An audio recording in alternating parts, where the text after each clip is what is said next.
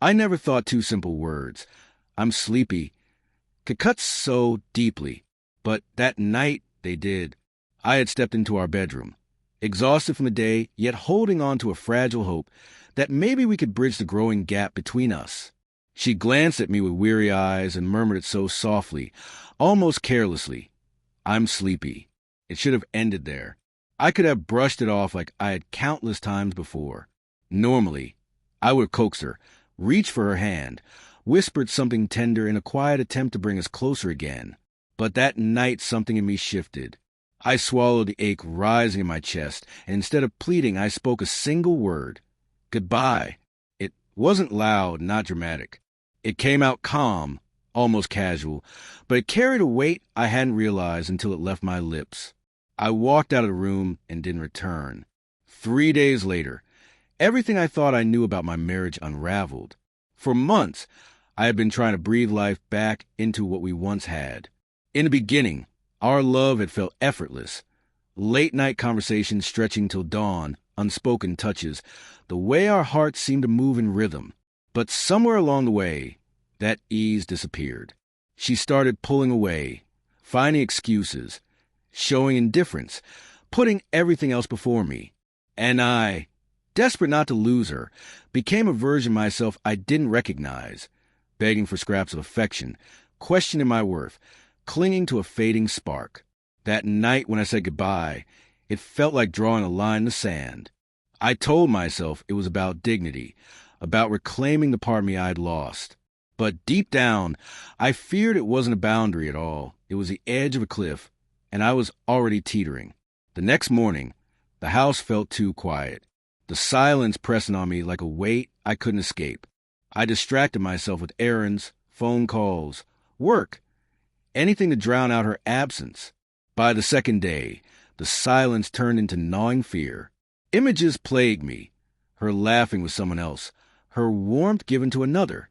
I tried to shove them away, but they came like relentless waves. On the third day, I couldn't take any more. I drove to her office, telling myself I just wanted to talk, but the pounding in my chest betrayed the truth. I was terrified of what I might find. And then I saw her, standing at the reception desk, laughing with a man I didn't recognize. At first, I reached for excuses. Maybe a coworker, maybe an old friend. But then I saw her eyes, the softness, the light I hadn't seen directed at me in months. My stomach twisted. I forced the words out. "Who's that?"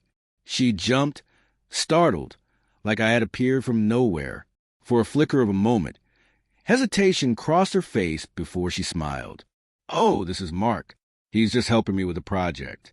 But the way they laughed together, the casual touches, the ease between them, none of it looked professional. In that instant, all the excuses, the late nights, the cold shoulders, every sign I brushed aside, came rushing back like shards of glass tearing into me. I couldn't confront her then. My chest felt hollow, my legs unsteady. Somehow I walked out, forced myself to breathe, forced myself not to run. The drive home blurred into memories. Her head resting on my chest, her hand finding mine in the dark, the nights I made her tea when she was sick, the whispered promises we thought unbreakable. Now all of it felt cruel, as if love itself had betrayed me. That night, I called a close friend. I spilled everything. He listened, then said something that landed harder than I expected. "It's not just about him. It's about how she's made you feel invisible." He was right.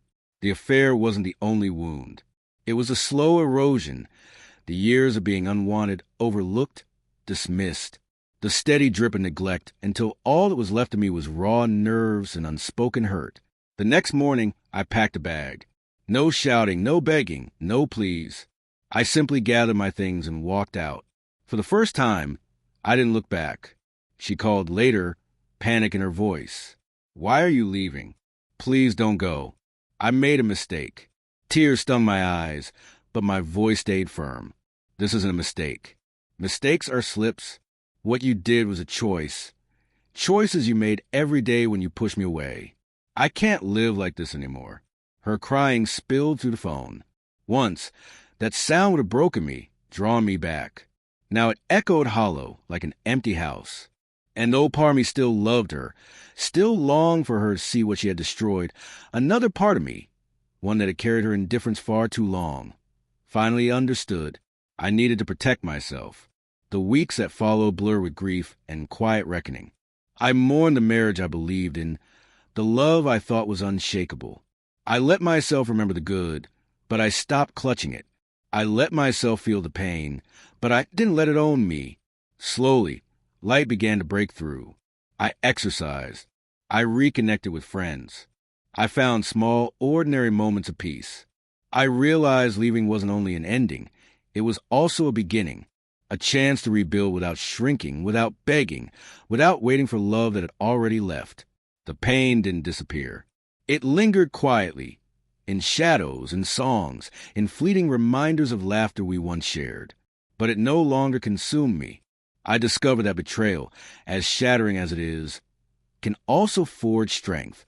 It teaches the value of self-respect, the necessity of boundaries, and the courage it takes to walk away. Months later, I heard through a mutual friend that she had moved on, new life, new love, maybe even happiness. For me, the news carried both sorrow and relief. Yes, I had lost love, but I had regained something greater, my dignity.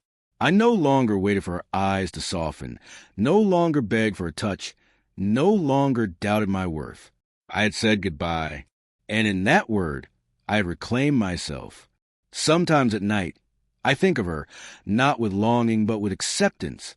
And I understand now, the bravest thing I ever did wasn't walking out. It was walking in fully aware, ready to let go, ready to survive. Because love can wound and betrayal can scar.